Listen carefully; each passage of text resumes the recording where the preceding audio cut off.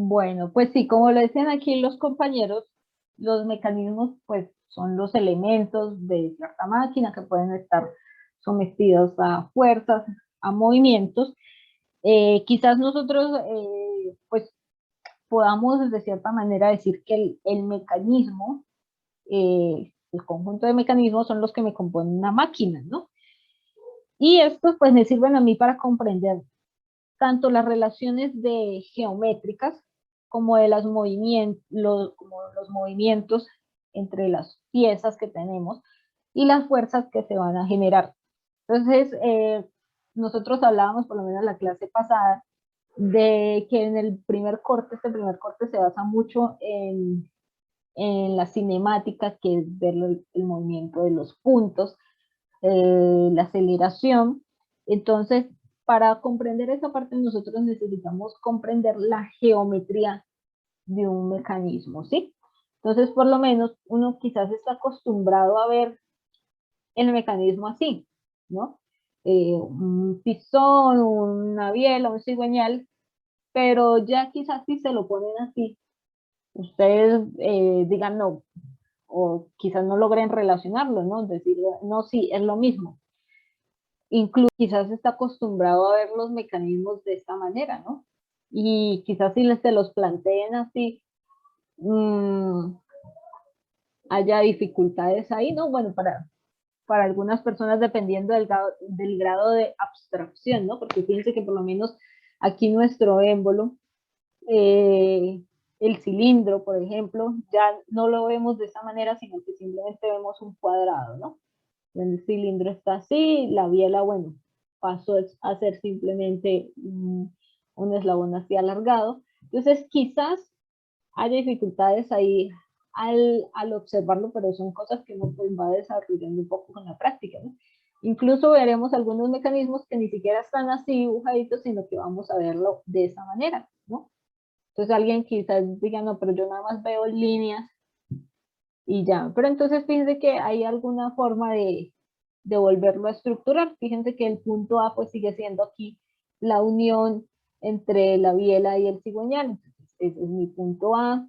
El eslabón 2 vendría siendo lo que es la biela.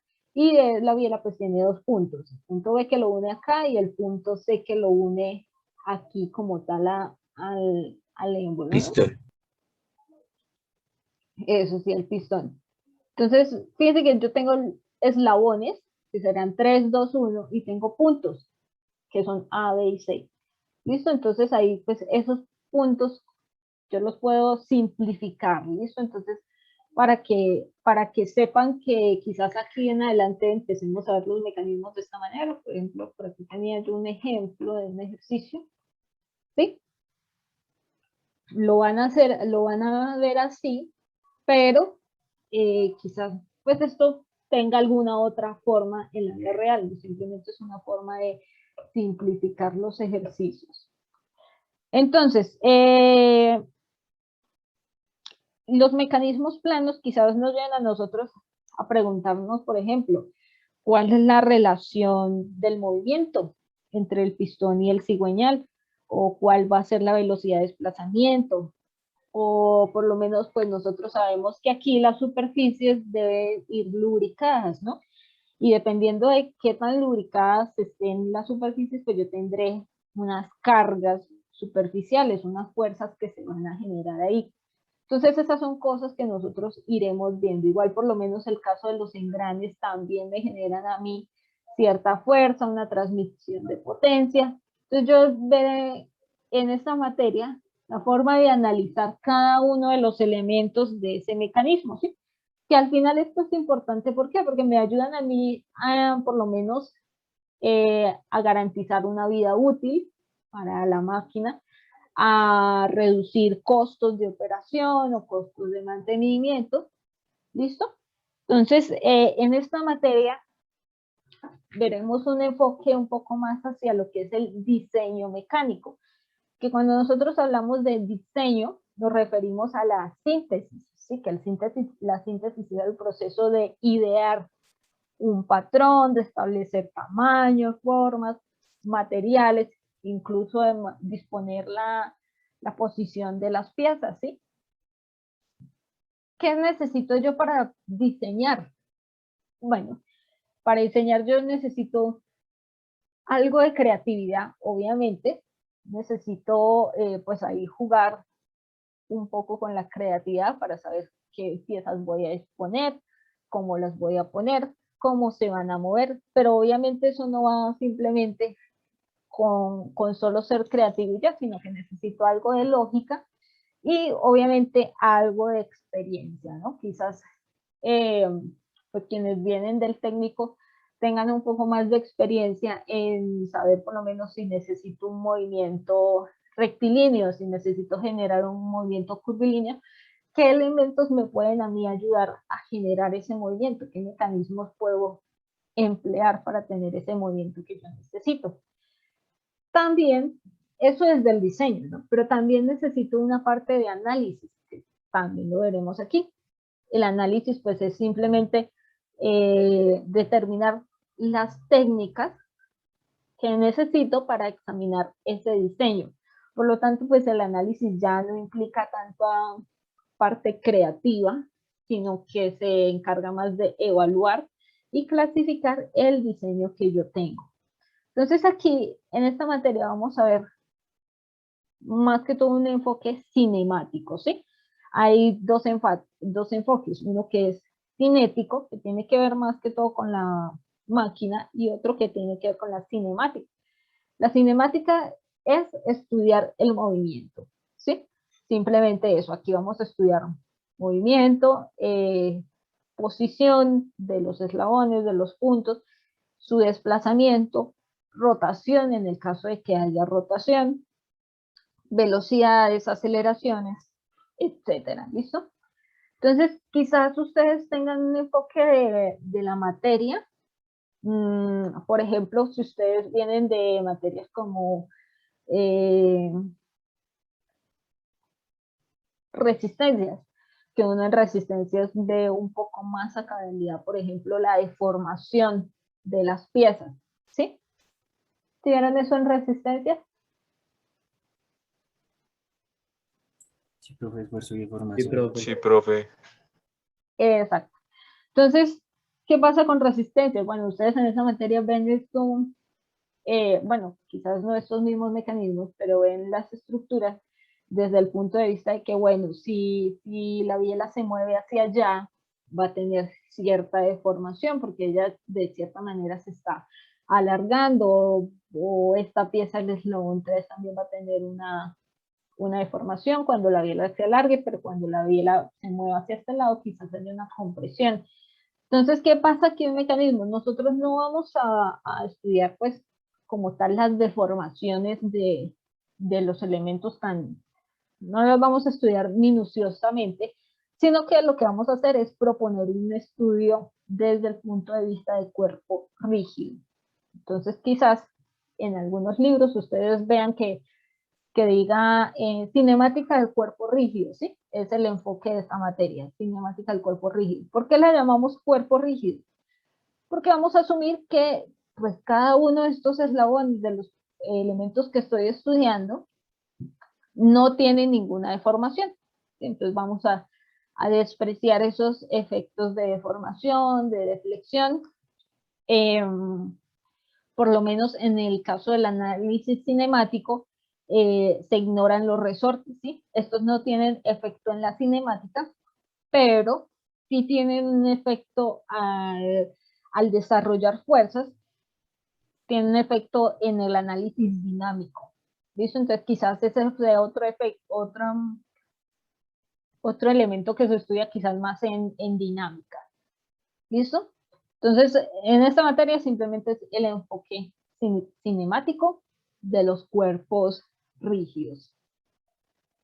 ¿Qué, ¿Qué pasa cuando nosotros estamos hablando de la cinemática? Obviamente, para que haya un par cinemático, necesitamos al menos dos elementos, ¿sí? Aquí a los elementos es lo que nosotros le vamos a llamar eslabones, ¿sí? Entonces, unir ciertos eslabones me generan a mí un par cinemático o una cadena cinemática, que es la disposición particular de esos eslabones que están unidos mediante articulaciones. Fíjense que aquí las articulaciones serían el punto A, el punto B, el punto C.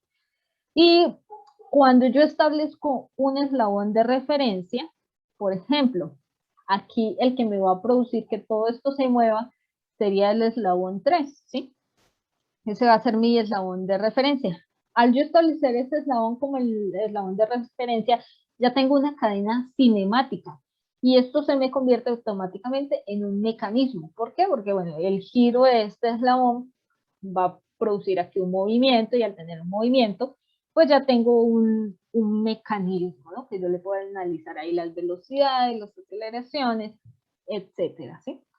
Entonces, cuando yo junto dos o más eslabones, pues tengo lo que se llama una junta, ¿sí? Esto está fácil. La cual me va a permitir un movimiento potencial entre los eslabones que yo tenga conectados. Y lo que le decía también se le llaman pares cinemáticos.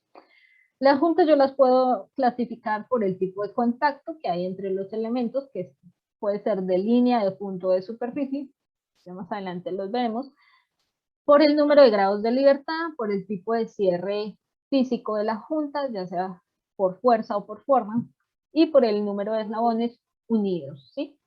Que es lo que me va a determinar aquí el mecanismo, lo que decimos. Entonces vamos a ver, por ejemplo, bueno, los tipos de eslabones que tengo. Los eslabones yo los puedo clasificar por la cantidad de nodos que tenga. Fíjense que los nodos son los que me permiten a mí unir este eslabón a otras piezas, ¿sí? Por ejemplo, este yo lo puedo unir aquí a otro eslabón que está así, otro eslabón que está así. Este quizás yo lo puedo unir acá, y esto no sé, por acá tenga otra cosita por acá y otra cosita por acá. Bueno, entonces la cantidad de nodos me va a establecer a mí el tipo de eslabón. Si mi eslabón tiene 2 nodos, pues será un eslabón binario. Si tiene 3 será ternario, si tiene 4 será cuaternario, y así sucesivamente. Ahora, una cosa que vamos a ver aquí en la materia, o no sé si ustedes ya la han visto, es los grados de libertad. Entonces, por lo menos, ejemplo, si yo tengo un lápiz acostado aquí sobre una hoja, ¿alguien sabe cuántos grados de libertad tiene?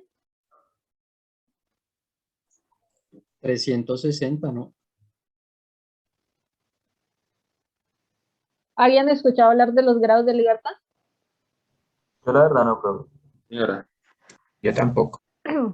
Ok, listo. Entonces, lo de 360 está bien, pero solamente en una parte. Ok, los grados de libertad no es lo mismo que los grados que nosotros usamos pues, para medir, ¿no? No es lo mismo que nuestros grados de rotación, esos grados de 90 grados, 60 grados, ¿listo?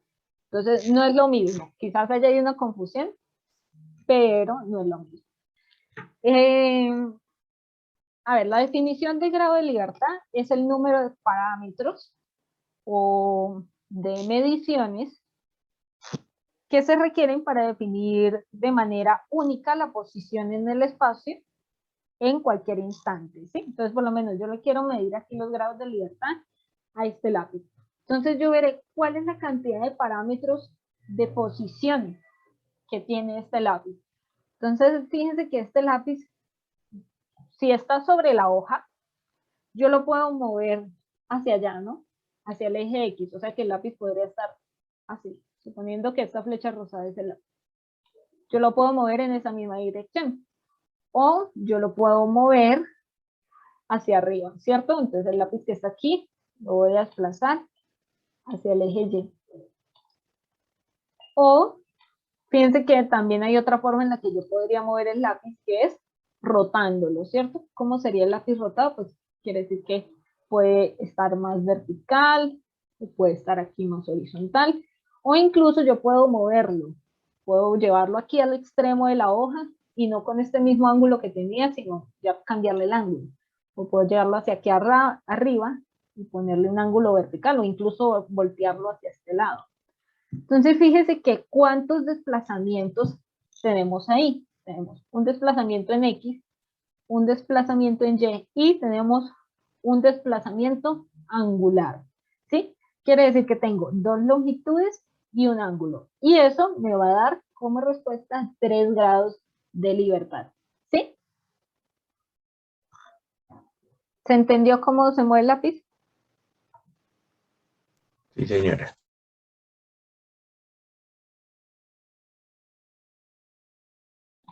Ahora, una pregunta.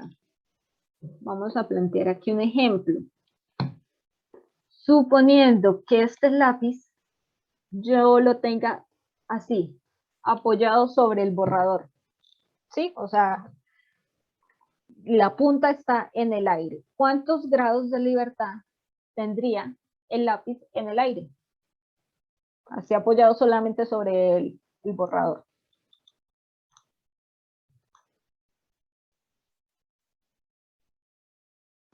Los 360, profe. Recuerde que dijimos Los grados. que ya los grados de libertad no tienen que ver con los grados de angulares, ¿sí? Ya aquí tengo que analizar es los movimientos.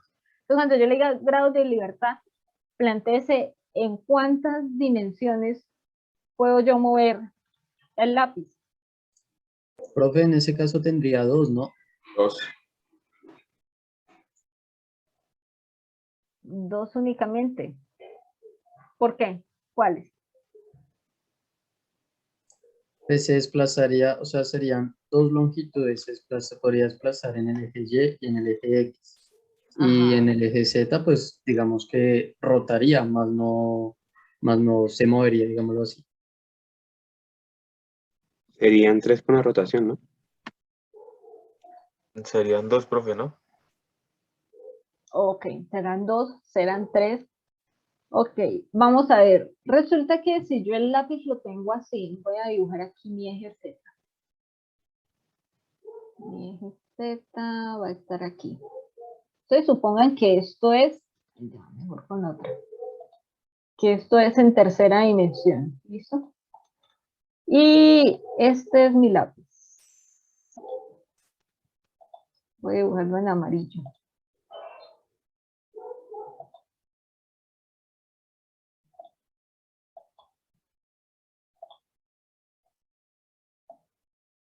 Este es el lápiz, el que tengo ahí en amarillo. Entonces fíjense que qué pasa aquí. Cuando yo levanto el lápiz, bueno, pero ya lo levanté, lo tengo así. Cuando yo levanto ahí el lápiz, ya lo despegué del piso, ¿sí? ¿Qué quiere decir que lo despegué del piso? Que ya esto yo lo puedo llevar así. Entonces fíjense que lo puedo llevar hacia el eje Z, ¿sí? También yo lo puedo mover hacia acá, como decíamos, en el eje Y, o lo puedo mover en el eje, en el eje X o en el eje Y. ¿Listo? Entonces ya ahí tengo cuántas longitudes. 3. Tengo 3 3. longitudes. Entonces vamos a anotar eso por aquí. Si el lápiz está apoyado sobre el borrador, bueno, quizás ahí la confusión sea que si el borrador se tiene que quedar necesariamente pegado al lápiz, al papel, ¿no? Entonces, y se puede despegar del papel. Tiene. Sí, porque si lo voy a dejar pegado al papel, ya ahí sería como dice el compañero, nada más lo podría desplazar en X y Y, ¿no? No lo podría levantar. Entonces vamos a decir que lo puedo despegar del papel. Tiene 3 longitudes. ¿Y cuántos ángulos? ¿Habrá rotación aquí? ¿Ustedes qué dicen? Yo diría que sí. ¿Cuántas rotaciones puede haber ahí?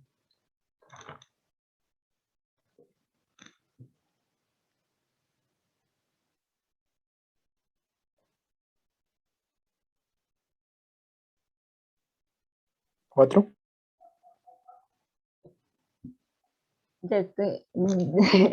Ya vio muchas. Mire que este lápiz que está aquí, yo lo puedo rotar, a ver, con respecto al plano XY, lo puedo rotar, ¿sí? Puedo hacer que este se mueva así. Con respecto al plano XZ, Fíjense que si Z está aquí, ponle aquí la letra Z, mi plano XZ, ¿cuál sería? Esta pared de acá, ¿sí? Esta pared, vamos a decir esta pared imaginaria. Entonces, mi lápiz se puede alejar o acercar de esa pared, ¿sí? De esta manera. Puedo atravesarla o puedo hacerle así, ¿cierto? Entonces, ahí llevamos dos. Con XY y con XZ. Ahora, ¿qué pasa si yo quiero estudiar el plano ZY? Se puede mover, alejar del plano ZY, que sería este de aquí.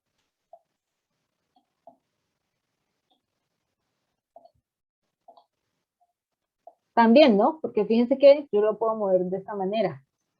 Entonces, puede rotar respecto a los tres planos. ¿Sí? Quiere decir que tiene tres longitudes y tres ángulos. Llamémoslo de esa manera. Tres ángulos. O sea que ¿cuántos grados de libertad tendrá? 3. ¿Y las tres longitudes? Serían 6 6. grados de libertad. 6 grados de libertad. De libertad. ¿Listo? Entonces él tiene 6 grados de libertad. ¿Por qué? Porque lo puedo mover con respecto a cada uno de los ejes y lo puedo hacer girar con respecto a cada uno de los planos que tengo acá. ¿Listo?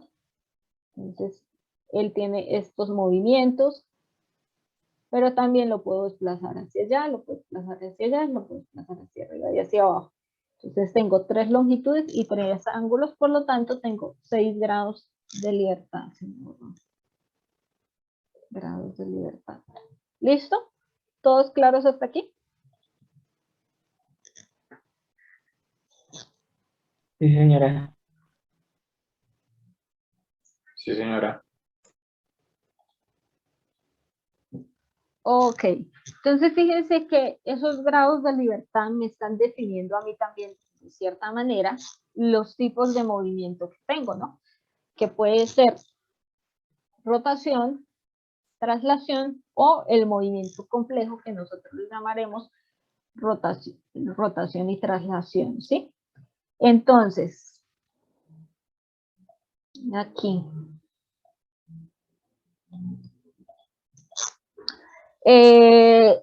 Fíjense que aquí tengo ciertos tipos de juntas, ¿sí? ¿Por qué? Porque, bueno, tengo aquí, por ejemplo, un eslabón que va a girar y un eslabón que está rígido, un eslabón que se está desplazando, uno que está rígido, otro que está girando sobre uno rígido. Entonces, estos que nos nombran aquí, la revoluta, el prismático, el helicoidal, cilíndrica, que cilíndrica, no sé si está en la otra, cilíndrica es esta, esférica y plana.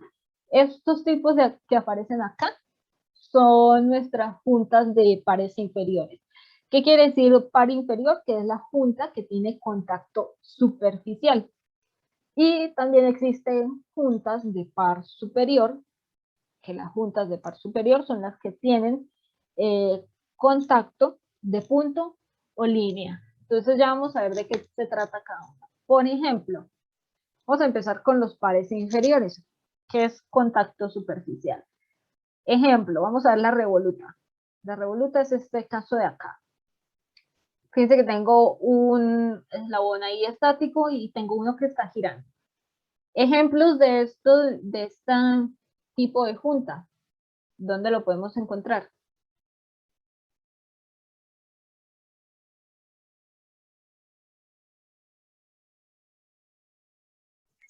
En un eje. ¿Perdón? En un eje de gas. En un eje. Sí, señora. Sí, correcto. ¿Alguna otra idea?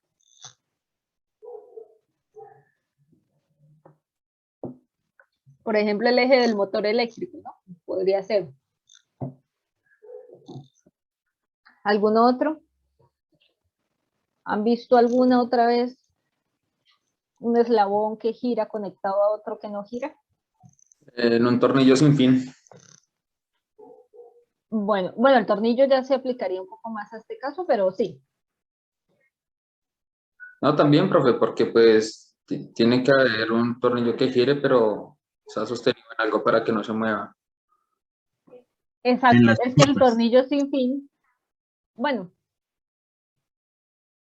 sí, si no se traslada, podría ser, ¿sí? ¿Qué otro ejemplo?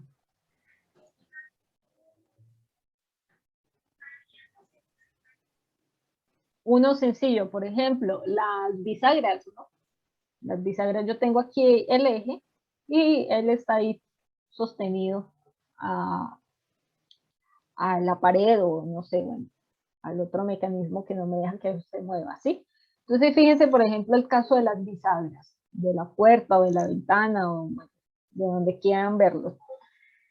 ¿Qué pasa? La puerta, la ventana, lo que yo esté mirando, yo no la puedo mover en esta dirección, ¿sí?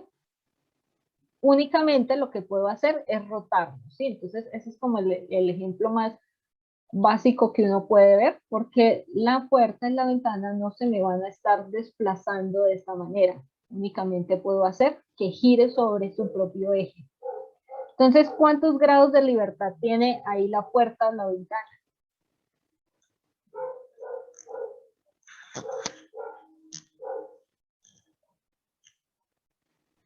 Uno, profe, ¿no? Uno nomás, ¿no, profe? Exacto, tiene solamente uno que es debido a ese movimiento angular. Tiene un grado de libertad. Y nosotros vamos a ver que tiene una rotación, ¿sí? Aquí va a aparecer esta letra R que nos va a definir el movimiento de esa junta. Entonces, la bisagra nada más puede rotar y tiene un grado de libertad. Ok, este otro ejemplo nos presenta ya un eslabón que se está deslizando sobre otro, ¿sí? Fíjense que aquí me dice que hay un delta X, o sea que hay un cambio de posición. Quiere decir que la primera posición puede ser así, luego se mueve hacia acá, luego se mueve más hacia acá, bueno, dependiendo de qué tan largo sea este eslabón, se irá moviendo. Entonces, esta otra junta también va a presentar un grado de libertad, pero su movimiento va a ser de traslación, ¿sí? Entonces, por eso es que nuestra junta prismática tiene traslación únicamente y un grado de libertad. Ahora, ¿qué pasa con este ejemplo de helicoidal? Fíjense que esto nosotros lo podríamos ver como si fuera un tornillo, ¿no? ¿Cuántos grados de libertad tiene el tornillo? Do- ¿2 o 1 o 3? Para Uno. mí que uno, profe. Ok, pero el tornillo se me va a desplazar, ¿verdad? Porque en algún momento yo lograré sacar el tornillo de acá si le sigo dando vuelta. Entonces, puedo decir que el tornillo tiene 2 grados de libertad porque se desplaza o no. Sí, claro. Desplaza y gira. Ok, entonces aquí hay algo importante. Sí puede desplazarse y girar, pero tiene solamente un grado de libertad. ¿Por qué? Porque no es que yo pueda llegar y jalar el tornillo y él automáticamente va a salir, ¿no? Sino que ¿cómo hago yo para hacer que ese tornillo se desplace? Tengo que girarlo. Entonces, el único movimiento que tiene el tornillo es el del giro. Por eso es que el helicoidal tiene aquí un grado de libertad, pero tiene 2 tipos de movimiento, rotación y traslación, ¿sí? Entonces es una cosa que hay que estar pendiente ahí con el análisis. No porque tenga un grado de libertad simplemente quiere decir que no se pueda mover, tener 2 tipos de movimiento. ¿Sí lo vieron?